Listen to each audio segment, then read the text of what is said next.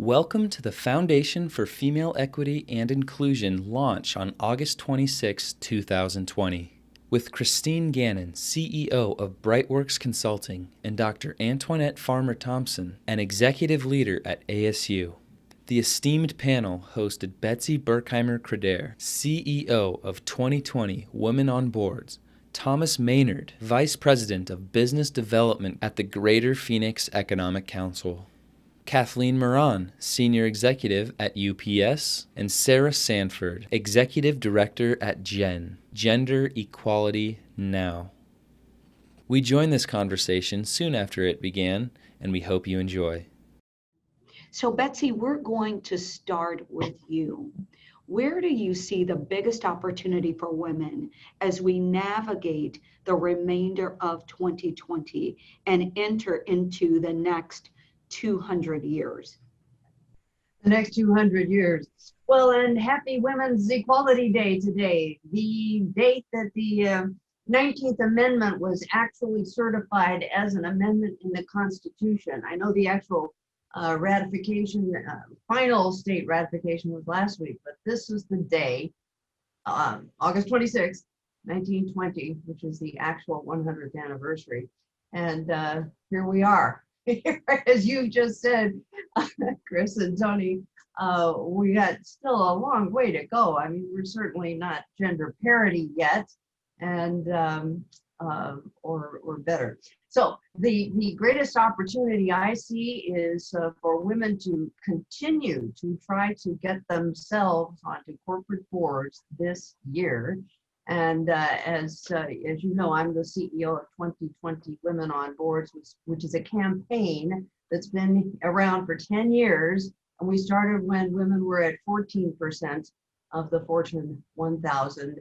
And now we track the Russell 3000, which is 3,000 of the largest public companies in the US. And we just passed the 20% mark last November. But one huge opportunity for women this year is still California. And I'm pleased to say that I was the originator and prime driver behind getting the law passed in California called SB 826, also named for today, August 26th, the day 826, memorable and meaningful. That law required one woman on every corporate board in the state of California, publicly held board, by the end of 2019, and that brought 200 more women onto corporate boards into leadership positions where they have great influence over companies, not only profitability, but also their workforce engagement, and they're addressing crises and diversity in this environment, and the pandemic, of course. But the other part of the law, and I'll close with this, is that the other part of the law is to require a minimum of 3 women, heaven forbid, 3 women on every public company board in the state of California by the end of 2021. So it's only about 14 months away, and we're counting down what's happening in the state of California. And that will mean, in terms of numbers, in 2019, 200 women got on California boards because of the law. And by the end of 2021, 600 more will get on California boards by the end of that time period. So it's important for women to be focusing on this, women who have valuable business experience that they would bring to boards, and also gaining experience along the way. At 2020 Women on Boards, we do workshops, as well as we have a huge event in November. And in Phoenix, Arizona, we have one of our 30 events in late November and early December. So there's a lot of momentum, everybody, a lot of momentum this year, and it hasn't slowed down just because of all the other critical factors that are facing us right now. So glad to be here. Thank you so much, Betsy. And I think about the Arizona market, right? And Tom and Rick are phenomenal leaders in this market. So I'm going to ask us to take an action item and follow up with them on how we might be able to get a similar law in Arizona. I think we should start here. Thank you, Betsy. Ms. Tony. And Arizona women can easily serve on California boards. So if you and your friends have contacts on California public boards or know CEOs, get your letter off to them. Why not? Throw your hat into the ring. We'll take that advice. So Sarah, we are excited to have you here. What initiatives are underway to improve the status of women within or through your organization? We know that you have an organization that certifies companies in terms of their efforts towards diversity and women equity. So looking forward to hearing specifically about the work that you guys are doing. Great. Well, thank you to both Tony and Christine for inviting me. And thank you, Betsy, for your great answer. I listened to your Closing the Gap podcast episode yesterday and enjoyed it. So was really happy and honored to be on a panel together. You'll be hearing from me after this one. So thank you all for being here this morning. So we founded GEN, which stands for Gender Equity Now, because we really got tired of seeing not just gender equity, but all forms of equity and inclusion get treated as this nebulous gray area that we just can't solve, when we actually do have the ability and the tools now to put data behind the causes, to implement meaningful solutions, and really to track our progress in a clear, measurable way. So we founded Gender Equity Now and partnered with the University of Washington to create the first standardized certification for gender equity in US businesses. And, when I say that we wanted to see gender equity get treated differently, I would say, our perspective is kind of the other side of the coin, that we want to see equity and inclusion get treated like any other critical business function. I think, honestly, C-suite leaders, executives, decision makers now know that equity and inclusion is good for the bottom line, but they don't treat it like anything else that's good for the bottom line. I worked in a lot of institutions over a decade that took this same kind of trifecta of check the box equality doom that everyone was doing. We recruited women and minorities, we told them to lean in, and we conducted diversity trainings. And then years later, we wondered why nothing had changed and our diversity numbers hadn't shifted. And it's because these organizations would recruit people into orgs that weren't really ready to include them, and then, wonder why they weren't staying or wonder why they weren't advancing. So we put up window dressing, but we hadn't fixed our house. So, we wondered, we don't treat any other business critical function that way. We don't take accounting or operations and say, let's just do a training once a year and tell everyone to try their best and hope it works out. We have best practices in place. We have a checklist of systems that we follow. So our certification is really meant to provide businesses with very clear benchmarks of the steps to take, really a design-oriented perspective to fostering equity-centered systems in the workplace that undo the presence of bias. So I'll just give you one quick example and then hand it back off. But just so people on the call can understand what we measure, because that's the question that we always get. We really measure whether or not you have the mechanics in place that counter the impact of bias. So, quick example, if a woman is asked to state her gender before filling out a job application or taking a skills-related test, she actually performs worse or represents herself worse than if she had not been asked her gender first. So, which is unfortunate, but true. So one way businesses can avoid activating this self-stereotyping bias is just move that gender checkbox to the end of the application. That way you're still collecting demographic info, but you're not activating these biases. So our certification tracks over 200 of those indicators and then uses it to tell businesses how to optimize their processes so that employees are sustainably included without putting the onus on employees and instead putting the responsibility on the systems. And then businesses get to actually include everyone and get the authentic benefits of diversity, actually be hearing from the people that they brought into the room. Wow, that's fantastic insight. Thank you, Sarah. Wonderful. That was some of what we heard yesterday as well. We were talking earlier with the group that Tony and I did a presentation to SHRM yesterday, and we had great engagement in terms of the participants sharing real examples of what was happening in their companies and really wanting to understand, are others experiencing this as well around pay equity or not having a seat at the table, or all the things that we've been discussing this morning and beyond. They're sharing these things are still happening. So there's definitely still work to be done. Absolutely. So Thomas, we are going to turn to you for a moment.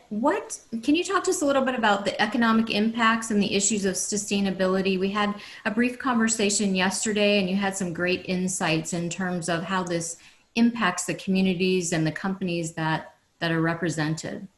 Yeah, happy to. And thanks again for the opportunity for being here. GPEC is definitely a supporter, and I'm happy to to be here on behalf of our team. And just for a quick kind of recap where we sit, what GPEC really specializes in is helping companies who are looking to move to the region come here and also advocate for the competitiveness of our market. So to make sure that we as a region and ultimately as a state are remaining on the forefront and being competitive. So we have this interesting and unique vantage point to really pick the brain for companies that are moving here, and to kind of piggyback on what Sarah mentioned. It used to be when these companies were making their site selection decision of which market they want to grow in, it would be the COO, maybe the CFO that was making that decision. It was very much a numbers driven decision. Today, those folks are still in the room, but there's always a head of people or a chief HR resources officer, even like a head of diversity and inclusion within these companies that is making their site selection decision. So more important, or just as important as all of those other, quote unquote fundamentals, they are evaluating markets based on their diversity and inclusion metrics. The kind of glass half full good thing about Greater Phoenix is if you look at the numbers, if you look at our demographics, we are very much a pretty diverse population, and we're a growing metro. And as we go into the future, it's only going to be a more diverse population going forward. Not a lot of markets can say that or can boast that, but we can. I think the challenge and the opportunity, more of the opportunity for our market is how do we ensure going forward that we have the right pathways and the right opportunities for equal representation in the workforce. And there's such a huge opportunity for us here if we could fully mobilize and get our minority population into the workforce, get the skills and trades that they need. If we can arm our women population in Greater Phoenix with the skills, the leadership skills, and not even when we talk about the cool new thing is just tech, IT, software development. Those are definitely skills that we need, but the trades, the 2-year technical schools, we have such a unique advantage that we have the largest community college district in the nation that's in our backyard, the Maricopa Community College District. Really? And they do a great job of being nimble and working with industry. So really what our role is trying to connect the dots with all of these dynamics, and kind of Christine, to touch on your exact question. I mean, this is going to be a huge factor if we look 10, 20, 30 years down the road of what markets are really thriving and what metros are struggling. I think it's whoever's going to crack the nut to really have a more inclusive workforce and talent pipeline development. And I would say I think we have a lot of the fundamentals, but there's still a lot of work to be done. So that's what we're committed to, and we're happy to support foundations like this and be part of the team that ultimately drives us forward. Fantastic. Thank you. And Thomas, I really appreciate what you said. What's incredible about some of the findings in our research is there's been tons of work done to analyze whether or not there really is a financial impact when women are in the C-suite level and working together with men. And in fact, there have been numerous studies that correlate increased innovation, increased profitability with the diversity in the C-suite. So appreciate the work that you're doing in that space. And we agree with you. We'd love to work together in Arizona to bring about greater change for women at that level. So thank you. Absolutely. So we will move into our next topic. Thank you for the rich discussion on topic one. And Betsy, we're going to come back to you for this first question in terms of some of the misperception and misunderstandings that still exist about women and taking on leadership roles. Yesterday in our SHRM presentation, a woman said before she didn't take the job, thank goodness, but in an interview, she was asked, as a woman, was she strong enough or was she too old to take on a leadership role? So obviously misperceptions and misunderstandings still exist. What are your thoughts? Wow, those are certainly illegal questions, aren't they? Right? Gee, how appalling. Geez. Well, excuse me, the greatest misperceptions that I think still exist, and of course, I own a retained executive search firm and have for 26 years in Los Angeles. And but I didn't realize until the last 10 years that I've been really deeply ensconced in the Women on Boards campaign that these automatic biases. I know they say they're unconscious, but I think they're conscious, really. But I really do. The biggest one, the roadblock that we ran into, of course, with the California legislation, trying to get it past the legislators, was that, well, there aren't enough qualified women, in these senior level roles to serve on corporate boards. Time after time, we run into that, and I'm sure you do too. Even in executive searches, well, there aren't enough qualified women. Well, there certainly are, and that's why we can find them. But there are the pipeline of women who are ready for corporate boards now is overflowing. Absolutely thousands of women who have been in the workforce for 30 and 40 years and have moved up to at least, if not the C-suite, one level below. And it's just because they can't get to the C-suite for those unconscious biases. But that's the major one. And I know you've also heard it. And another just anecdotal one was the legislator said, well, if we force companies to have women on their boards, that's going to make a lot of companies leave California. Just appalling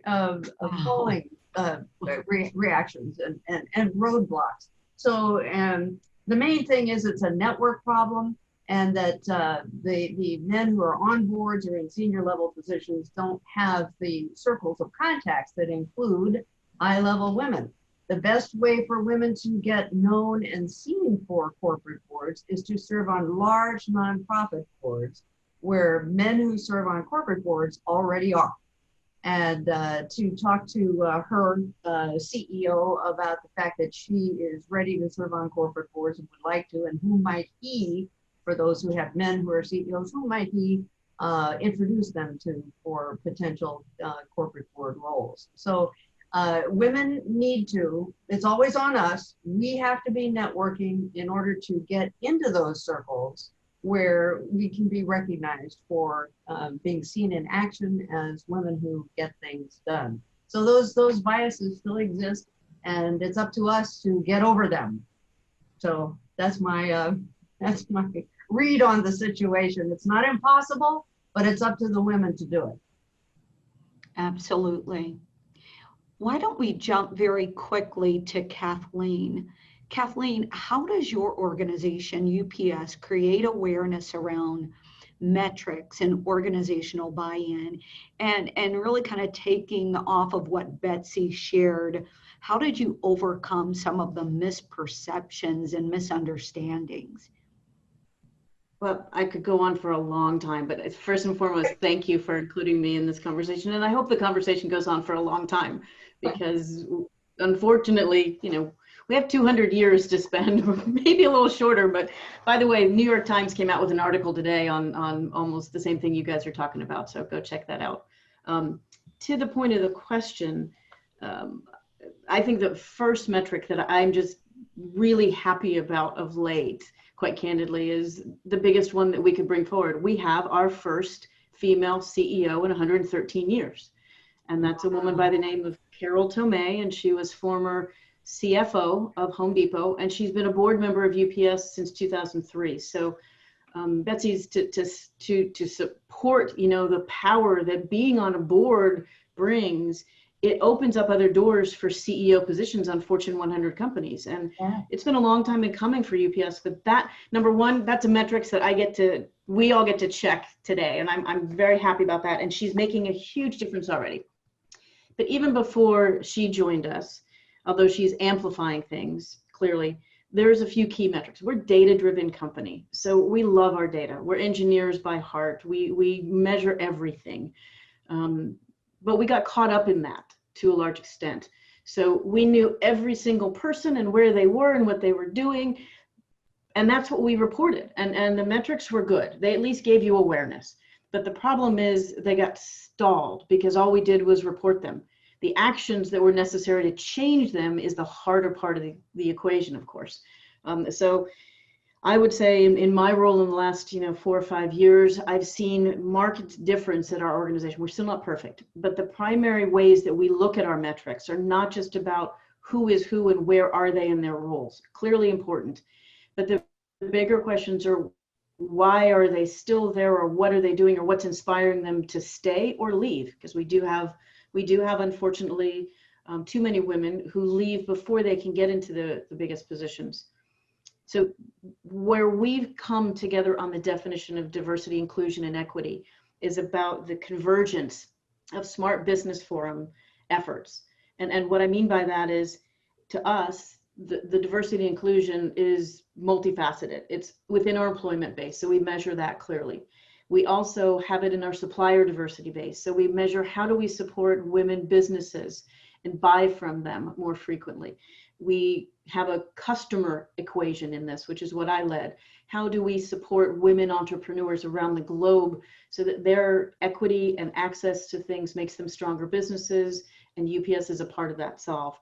Our community give. Clearly, we look at where is economic uplift in women's communities going to change the dynamics of the community to the better.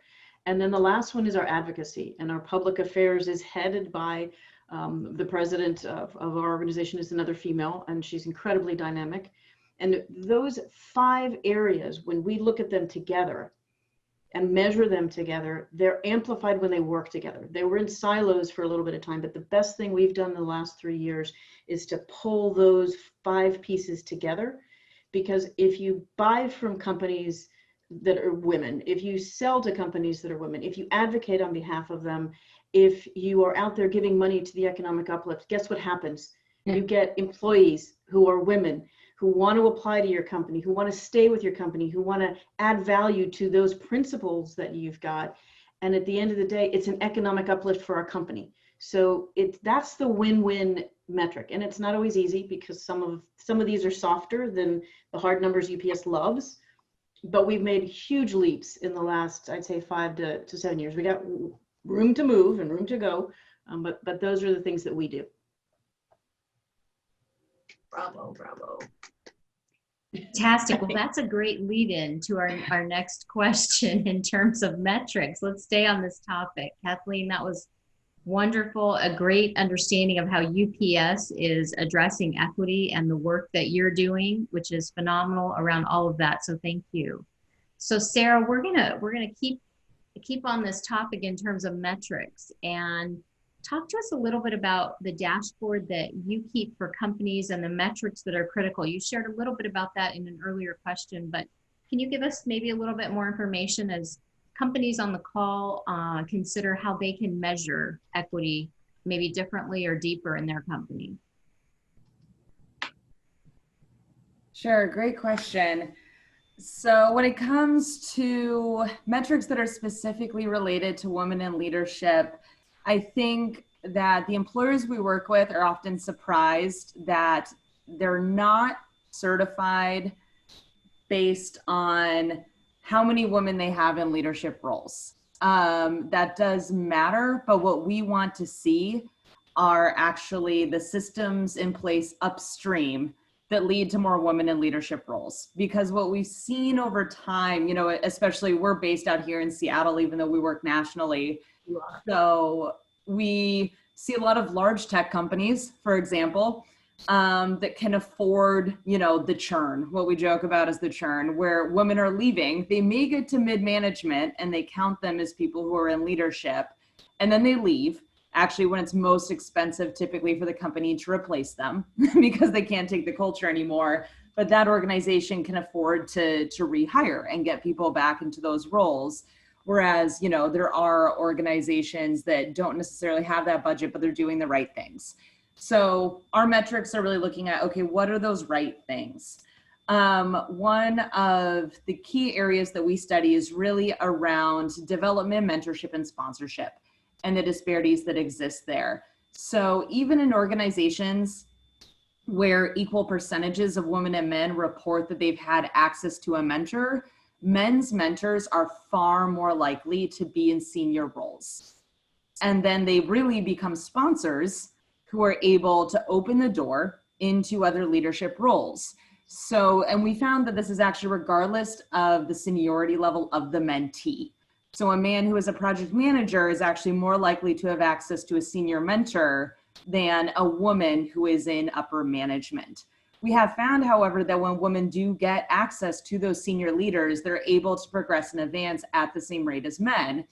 We've also found that this mentorship seniority gap ends up taking a huge toll on salaries over time. So men who have had a mentor experience a $9,000 salary bump on average, compared to men who have not had a mentor, where women only experience a $600 salary bump compared to women who have not. And it's because of that gap of who they have access to in terms of how senior they are, and therefore how far they're progressing, and then the wages usually follow.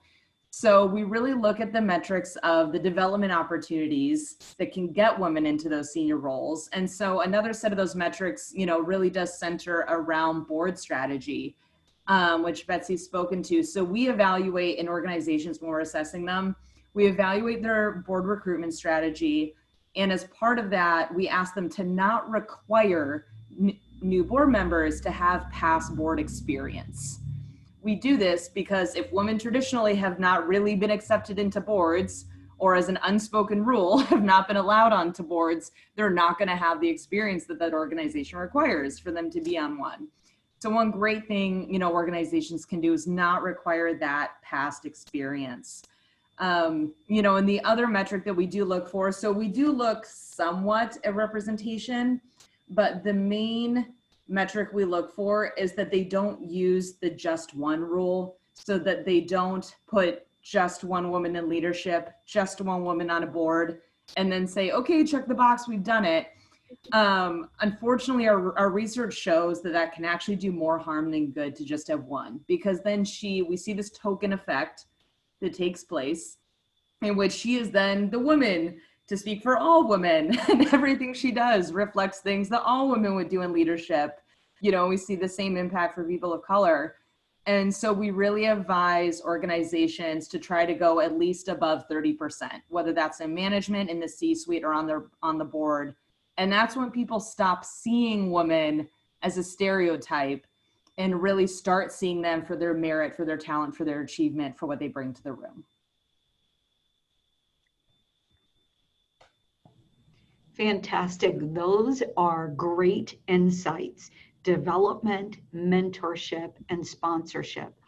Between what you shared, Sarah, and what Kat mentioned in terms of their, what I would call ecosystem of equity, I tell you, not many companies understand that. And if we just took the two of you to train companies and then Betsy to train women, I think we could get that 200 years down to about 20. So Christine, we should think about how to do that. Yeah.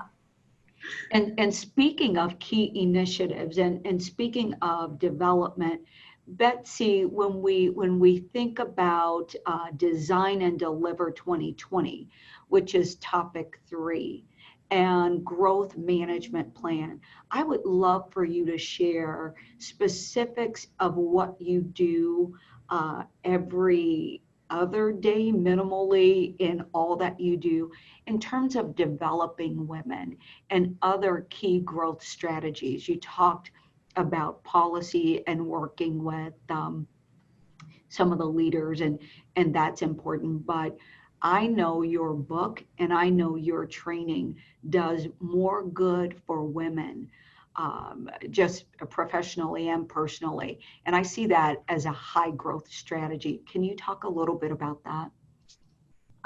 Yes, Tony. The book, I just realized on my bookshelf, I'll show it to you in a minute. 2 books. It's called Winning the Board Game.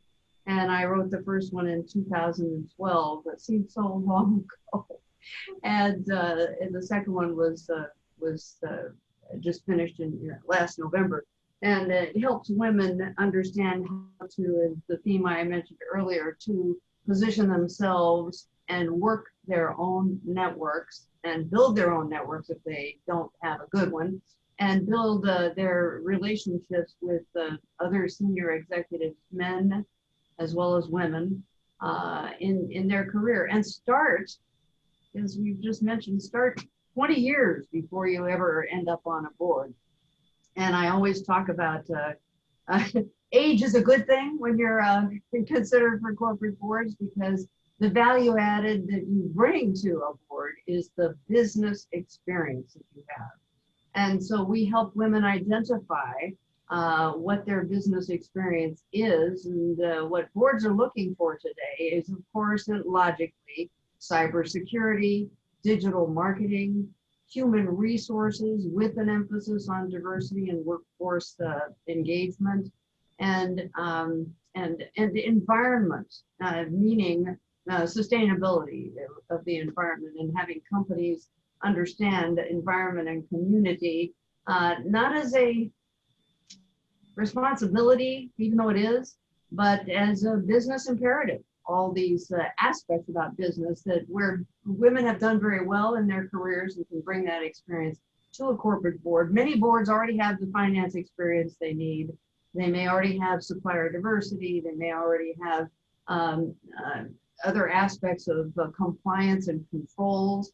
But boards are meant for vision and for strategy to grow a company, not to do the work, but to lead and grow the company, to advise the CEO, and to hire and fire the CEO, which is why some CEOs, of course, most always want their friends on the board, so there's less risk of being exited or of having a reduced compensation. The board is responsible for the compensation of the CEOs. So at 2020 Women on Boards, we do workshops, 10, we have 2 more this summer, but have finished 8 of the series of 10, but each workshop is contained in 1 week. It's 3 2-hour sessions in 1 week, totally contained. And so by the end of the summer, we have limited 20 participants in each workshop. So we will have educated 200 women by the end of this summer. And so that's our year-long activity. Next year, we're going to do twice as many workshops in 2021. And we're even going to have a workshop geared to the women in their 30s. So as I've just said, start working, start thinking. Most women don't know about corporate boards until they're later in their careers. And women tell me, gee, if I'd only known 20 years ago, I could have built my networks. I could have had a chance to get on corporate boards. Because the age thing I mentioned, women need to be aware, men need to be aware that in general, the generally accepted retirement or step down age from a corporate board is 75. Used to be 72, but then the guys were getting close to 72, they moved to 75. Now some are trying to move it to 80. but the shareholders are not going to put up with that. Let's hope. So the women need to know that they need to get on. You need about a 15-year run rate or runway to be on a board in your 50s or your 60s at least before you might hit that 75 mark. So that's what we educate women about. And then I will close with the global conversation on board diversity, which will be November 12th. And this is a global online broadcast we've never done before. We used to do all of our events in person, just like all of you, but now we're doing the everything online, the workshops, our global conversation, and our 30 events in all 30 cities in the US, plus London, Spain, Mexico City, Spain, London, and Zurich. So our event in Arizona and Phoenix, I wanted to mention, is going to be Thursday, November 19th at 8:30 in the morning online, so anyone can attend. And this will be very much talking about the women specifically, what they need to know to get on corporate boards. And then we break into sessions, breakout rooms, facilitated by actual current director coaches, corporate directors, who will focus on each woman's career in that breakout session with 10 women. You know, what it is that woman could bring to a board and help her hone what she says about herself long before an interview. That's what we do at the workshops, long before interviews. You have to get noticed and build your network based on what you say about yourself and your experience. A lot of women, including me, including all of you, we don't want to boast about what we've done. We're willing to have conversations, but we remind women of what they've got to get across in those conversations. Nobody wants to hear a long resume, and they just want to hear specifically what your value-added experience is and what committee you can serve on the board. So that's what we do, Tony, to train everybody that through our various efforts. And I am exhausted, but I'm happy. We're making progress. You covered so many things in terms of best practices and models that could be included and considered. You know, we found in our research as well that directly relates to the pipeline that companies do or don't put in place in terms of creating that pathway for women to either get onto the board, to get the experience they need, to have the mentorship they need, and or just to have a pipeline into leadership, into management roles. So I really appreciate you sharing that information in terms of models that companies can tap into through your organization and ways that both men and women can look at this differently. True. And women of color, I must admit, women and men of color, there's a great, obviously, effort to bring more women of color specifically onto corporate boards. And that way the companies, they can check two boxes, diversity as well as gender. So we're happy about that. So Thomas, we're going to come back to you for a moment in terms of companies specifically in Arizona. We know we have a very great representation of our country on the call this morning. We also have locals as well. But as we look at Arizona, when companies are reaching out, you touched a little bit about this earlier, but what do you see that they're looking for? And it sounds like it may be a little bit different today than what it has been in the past. Yeah, definitely. It was, I would say in the past, it was much more, the decision was made on a spreadsheet and, what are the taxation rates in different municipalities and the incentives available.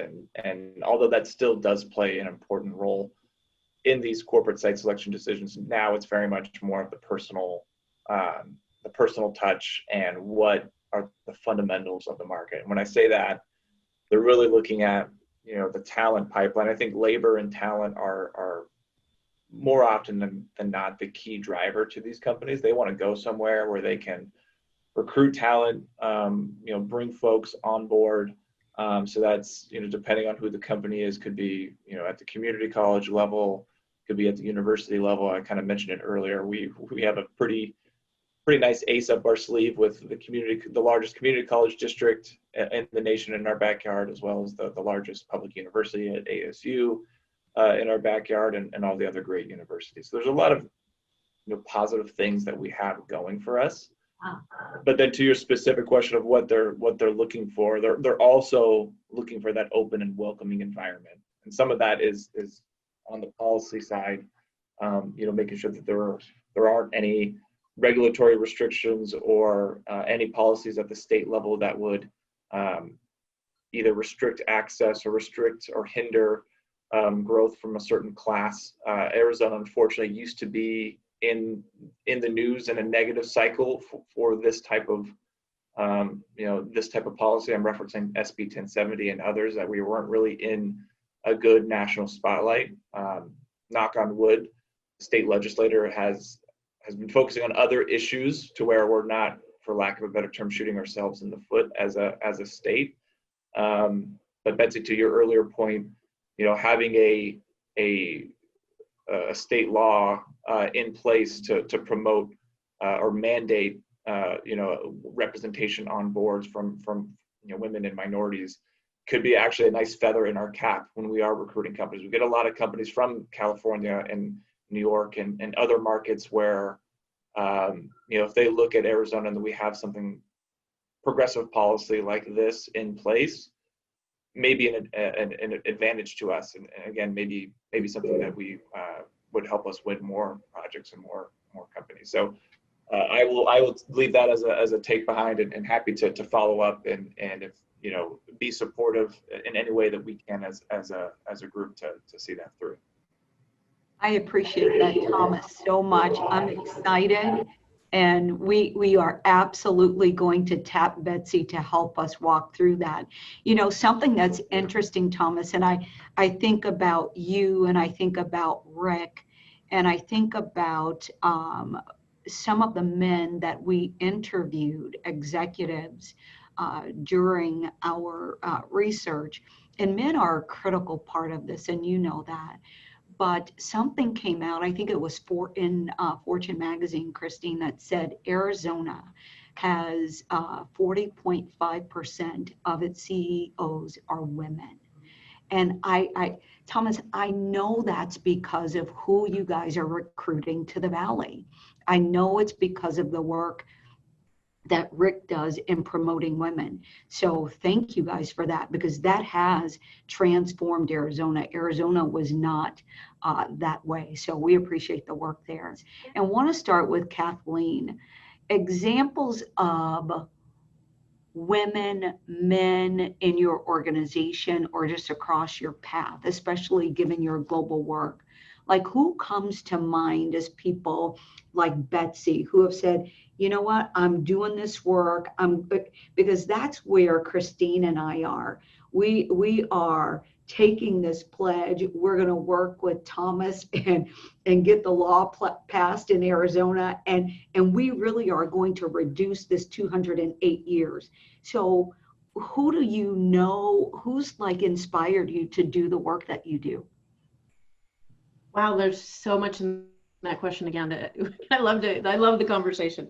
I was thinking about, as I was reading the question a little bit, and I was going a little bit different direction, but so the people or the organizations that I think inspire my organization and me the most are the ones who are starting to shake off the traditional, let's call it the kind of the neutral conservative view that a lot of Fortune 100s have publicly when it comes to equity and social unrest and anything that they fear might splinter their customer base or have a detrimental impact on their brand.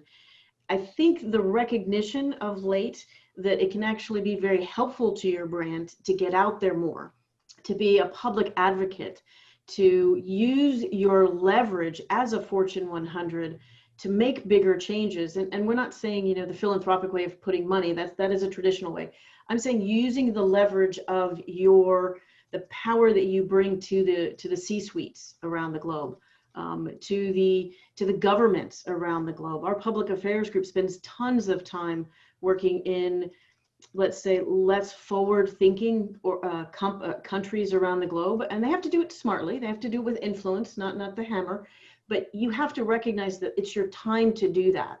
And you've got to stop staying behind the conservative view of what a company's role is, I think.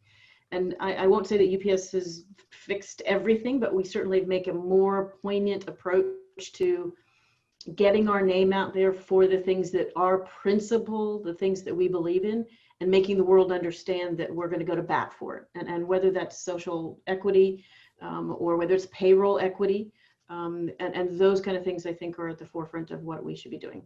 And if I can add one personal one, again, that I decided I was going to make myself take a pledge of sorts as well in the last few years. I talked a great game about supporting women-owned businesses and how to help them. And I did mentor some, et cetera. And I certainly mentor all kinds of people at UPS. So all of that I felt good about. Where I wasn't thinking about it was if the biggest risk to women businesses or women getting to be on C-suites of their own enterprises, which I know is not the same exact thing that Betsy, you might be advocating for completely. But in my heart of hearts, I was thinking, how do I help more women own their own future by not having to break through that?